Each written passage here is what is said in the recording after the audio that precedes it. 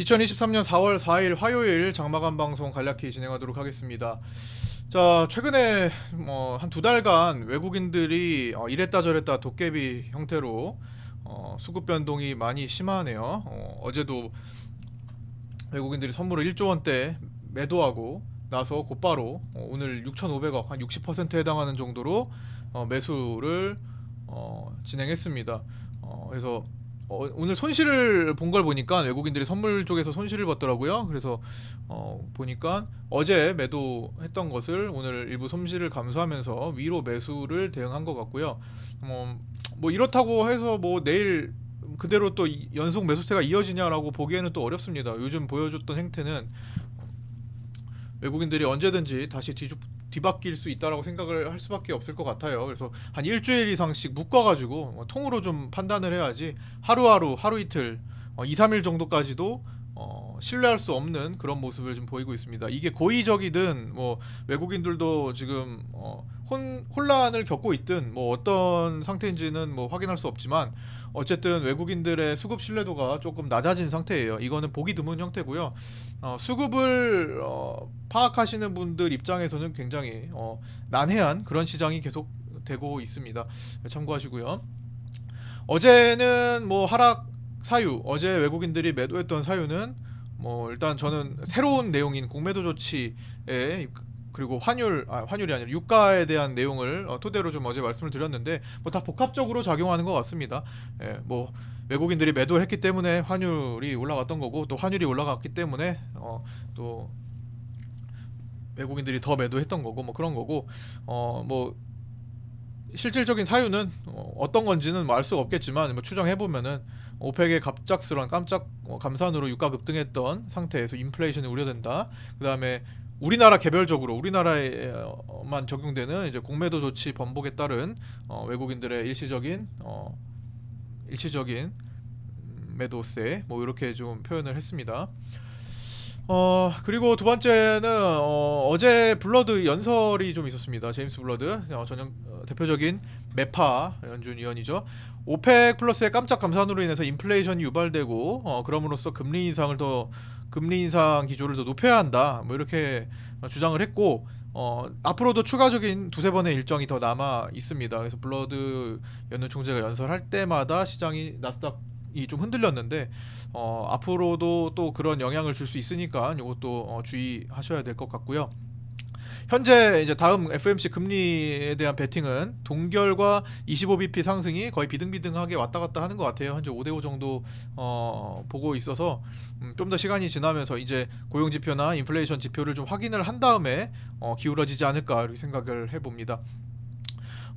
그 다음에 뭐 중요한 거는 오늘 졸트 보고서 공개가 있고 금요일날 고용 보고서 공개가 중요하고요. 전체적으로 이번 주는 고용 시장의 미국의 고용 지표를 확인하는 한 주다라고 볼 수 있습니다. 그래서 변동성이 지금 나스닥도 굉장히 일단 단기적으로 많이 상승한 상태에서 조정을 보이냐 마냐 아니면 갈 길 더 가냐 뭐 이런 기로에 놓여 있기 때문에 어느 정도 오늘 이번 주에 있는 고용 지표들이 영향을 많이 미칠 수 있을 거라고 보고 있습니다. 변동성에 주의하셔야 되겠고요. 아직까지는 나스닥 선물에서 개인들이 숏 포지션에 물려 있는 경우가 더 많아요. 예, 한 80% 이상으로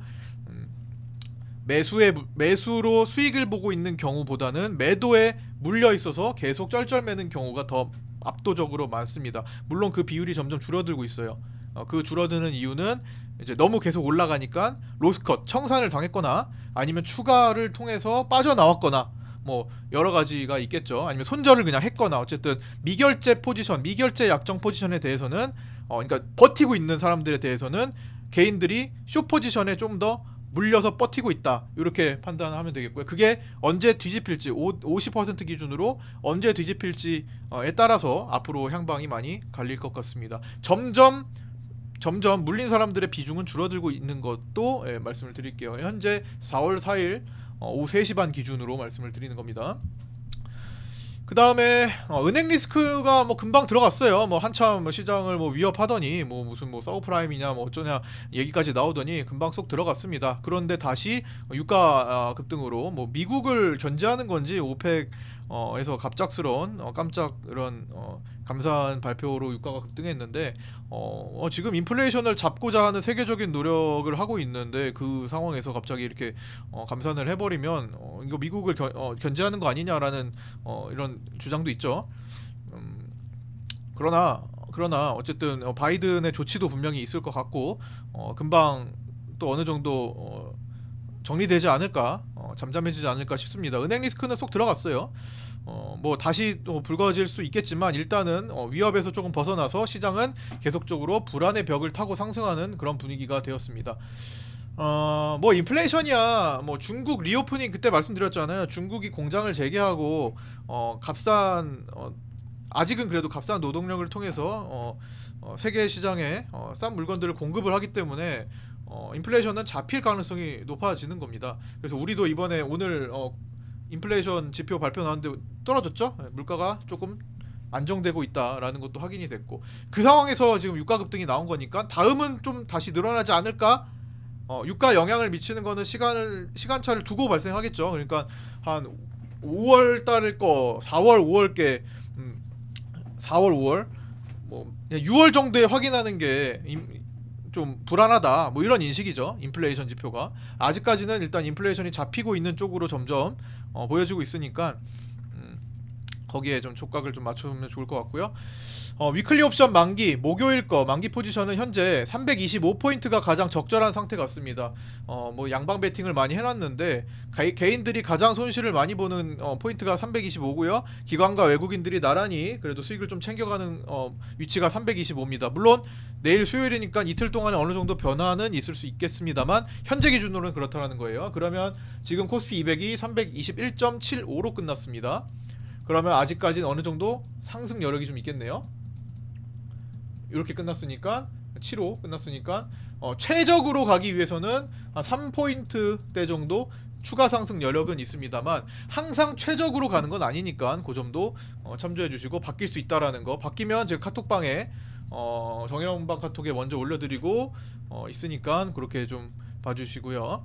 4월물 그 다음에 이제 요 목요일 지나면은 이제 월물 옵션 만기로 가는데 4월물은 아직까지 양방향 베팅이 우세합니다. 그러나 이제 개인들 풋옵션 매도가 좀 누적된 게 있어서 좀 신경이 쓰인다.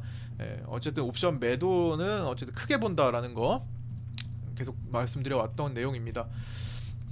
일단 오늘 요 정도 선에서 마치려고 하는데요. 이거 어제 일단 중요한 거는 1번 외국인들이 수급 변덕이 심하다. 그래가지고 어제 외국인들이 평상시보다 다르게 그동안 이제 옵션 매도, 대량 매도, 콜옵션 매도를 보이고 바로 다음에 처리하고 막 이런 것들을 반복했잖아요. 근데 이번에는 선물 대량 매도가 1조 원이 넘어가니까 반응을 안 할 수가 없었어요. 그래서 전전날의 바닥을 정말 잘 샀던 SK 아이테크놀로지 어제 소개해드렸잖아요.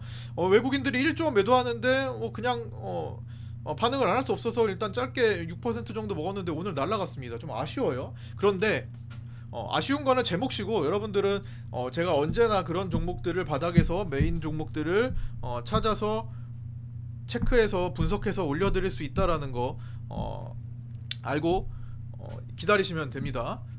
뭐 지금 고점 추격 이런 것들 물론 조금씩 적당한 중간선에 위치한 것들을 포함은 하고 있지만 메인이 아니에요. 중요한 건 메인인데 지금은 메인주를 편하게 들어가기는 어려운 시기잖아요.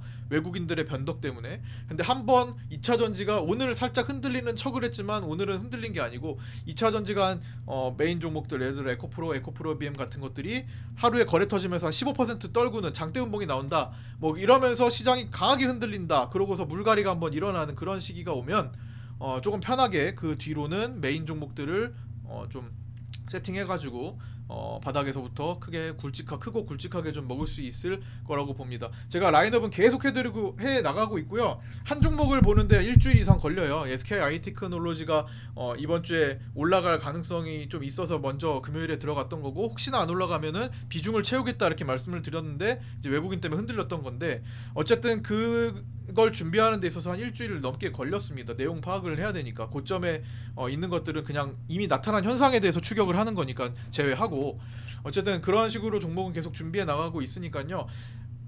시장에서 살아만 있으면 언제든지 할 수 있습니다. 우리가 죽을 때까지 종목들은 계속 순환해요. 그렇죠? 언제든지 기회가 있으니까 너무 지나간 거에 너무 이렇게 놓친 것에 대해서 고민하고 고통스러워할 필요는 없을 것 같습니다. 그리고 작은 흔들림에도 너무 괴로워할 것도 아닌 것 같아요. 시장 자체가 수급이 흔들리고 있으니까 작은 흔들림이 반복될 수 있습니다. 예, 뭐 종목마다 그게 작은 흔들림이 5%인지 10%인지 뭐 다 다르겠지만 어쨌든 메인 거래에 그리고 메인 수급을 보면서 판단을 해나가면 될 것 같고요. 정해원방에서는 제가 그런 것들 다 종목으로 체크를 해드리고 이슈가 있는 것들은 또 카톡방에 계속 최대한 많이 올려드리도록 하겠습니다. 그 다음에 오늘 바이오 섹터에 대한 움직임이 조금 있었는데 지수 자체가 바이오가 좀 괜찮았죠. 근데 바이오도 최근에 그렇게 추세를 계속 오르락 내리락 했어요. 추세 안에서. 그래서 바이오가 오늘 떴다고 해서 와르르 또 바이오로 몰려갈 만한 것도 아닌 것 같아요. 보시면 바이오가 그랬던 거는 기존에도 있었습니다. 여기도 중간중간에 계속 올라탄 흐름이 있었는데 추세가 완벽하게 안착되기 전까지는 그래도 바이오는 다시 한번 눌릴 수도 있다. 2차 전지가 완전히 무너져야 이쪽으로 올 텐데 그 사전에 어떤 준비하는 단계다 정도로 일단 인식을 하고 있습니다. 물론 바이오가 없는 건 아니지만 바이오가 또 메인이 되기 위해서는 이렇게 올라가느냐 따라가는 게 아니라 적당히 시간을 두고 천천히 진행을 하는 게 좋을 것 같아요. 그렇게 급해 보이진 않죠. 매물 소화해야 될 것도 많고 소화해야 될 물량도 많으니까. 네. 어쨌든 단계적으로 하나씩 천천히 풀어가고요. 예, 시장은 영원하다. 우리가 죽을 때까지 영원하니까 급하게 생각하지 마시고 어느 정도 수급적으로 조금 안정적으로 외국인들을 해석하는 데 있어서 뭐 조금 뚜렷하게 좀 나올 때까지 이렇게 뒤죽박죽 왔다 갔다 오락가락 이런 장세가 아니라 수급에 대해서 확실하게 외국인들이 방향을 틀 때 좀 더 편하게 할 수 있을 것 같습니다. 지금은 거기에 맞춰가지고 진행을 하고요. 메인은 조금 뒤로 미루고 있는 상태니까 정해원방에 최근에 이제 드문드문 이렇게 오시잖아요. 오시는 분들은 그걸 참조하셔서 계획 스스로 계좌 계획을 좀 짜시고요. 방에 오시면은 멤버십 필수 영상 있어요. 그 영상 반드시 보셔야 됩니다. 반드시 최소 한 번, 두세 번 이렇게 반복해서 보신 다음에 습관화 시키셔야 돼요. 완전히 숙지. 계좌 관리법에 대한 4가지 법을 소개해드린 영상을 카톡방에 공지해 놨으니까 반드시 숙지하셔야 됩니다. 이건 필수입니다. 무조건 가입하셨다 정해원방 오셨다 그냥 필수예요. 외우셔야 됩니다. 그거는 자 그리고 일반 공개방 단톡방 입장 받고 있습니다. 정보 공유 카톡방 운영하고 있으니까 유튜브로 보시다가 나 저기 가서 공부하고 싶다 하시는 분들 오른쪽 010-8719-2757 혹은 유튜브 댓글에 있는 주소로 문의 주시면 안내해드리도록 하겠습니다. 웬만하면 댓글이 더 빨라요. 댓글로 보는 주소가 더 빠릅니다. 네, 장중에 방송할 때는 전화나 문자를 못 볼 수도 있으니까요. 장 마치고 제가 확인을 합니다. 보통은 네, 그거 좀 참조해 주시고요. 자, 오늘 고생들 많으셨습니다. 내일 아침 수요일 아침 8시 40분에 아프리카TV 유튜브 라이브 그리고 각자 계신 카톡방에서 뵙도록 하겠습니다. 네, 구독과 좋아요 알림 설정도 부탁드립니다. 오늘 여기까지 마치게요. 고생하셨습니다. 감사합니다.